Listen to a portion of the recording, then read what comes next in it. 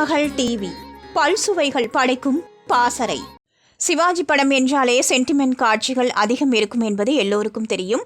அவரின் பலமே அதுதான். ஜாலியாக பேசும் கதாபாத்திரங்களில் அவர் அதிகம் நடித்ததே கிடையாது. நடிப்பதற்கே மிகவும் கஷ்டமாக இருக்கும் கனமான வேடங்களை தேர்வு செய்து அதில் தன்னால் எந்த அளவுக்கு சிறப்பாக நடிக்க முடியுமோ அதை கொடுப்பதுதான் சிவாஜியின் ஸ்டைல். அவருக்கும் அந்த மாதிரி கனமான வித்தியாசமான நடிப்பதற்கு அதிக வாய்ப்புகள் இருக்கும். சென்டிமெண்ட் காட்சிகள் அதிகம் இருக்கும் வேடங்களில் நடிக்கத்தான் பிடிக்கும். ஏனெனில் சிறு வயதில் நாடகத்தில் நுழைந்த சிவாஜி பல வருடங்கள் விதவிதமான வேடங்களில் நடித்திருக்கிறார். எந்த கதாபாத்திரம் என்றாலும் அது அவருக்குள் ஆவி போல ஊடுருவி விட்டதா என்கிற சந்தேகத்தையே அவரின் நடிப்பின் மூலம் யோசிக்க வைத்து விடுவார். அதனால்தான் அவர் நடிகர் திலகமாக பார்க்கப்பட்டார். பாலும் பழமோ ஆலய மணியோ பாசமலரோ சிவாஜி நடிப்பை பார்த்தால் இது புரியும். ஆனால் அவரும் ஜாலியான கதைகளில் நடிக்க ஆசைப்பட்டவர்தான். 60களில் முக்கிய இயக்குநராக பார்க்கப்பட்டவர் ஸ்ரீதர். துவக்கத்தில் இவரும் சீரியஸான படங்களையே இயக்கினார்.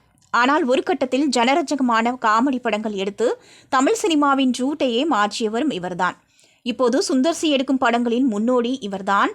இவர் இயக்கத்தில் முத்துராமன், காஞ்சனா, நாகேஷ், பாலையா என பலரும் நடித்து 1964ஆம் வருடம் வெளிவந்த திரைப்படம்தான் காதலிக்க நேரமில்லை. ரசிகர்களை வயிறு குலுங்க சிரிக்க வைத்த திரைப்படம் இது.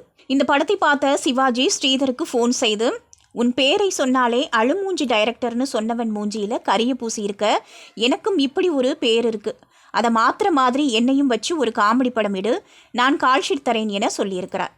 அண்ணே, அந்த மாதிரி உங்களுக்கும் ஒரு கதை வச்சிருக்கேன், கண்டிப்பாக சேர்ந்து பண்ணுவோம் என ஸ்ரீதர் சொன்னார். ஆனால் இருவருமே அடுத்தடுத்த படங்களில் பிஸியாக இருந்ததால் அந்த கதையை படமாக எடுக்க முடியவில்லை. ஆனால் நேரம் கூடி வந்து அப்படம் உருவானது. அதுதான் ஊட்டி வரை உறவு என்கிற தலைப்பில் 1967ஆம் வருடம் வெளிவந்தது. இந்த படம் நல்ல வசூலையும் பெற்றது. இந்த தகவலை ஸ்ரீதரே ஒரு பத்திரிகையில் கூறியிருந்தார். அதேபோல அடுத்த வருடமே முழுநீள காமெடி படமாக அமைந்த கலாட்டா கல்யாணம் படத்திலும் சிவாஜி நடித்திருந்தார் என்பது குறிப்பிடத்தக்கது. திருமகள் டிவியை லைக் செய்து உங்கள் நண்பர்களுக்கும் ஷேர் செய்வதுடன் சப்ஸ்கிரைப் செய்து ஆதரவு தாருங்கள்.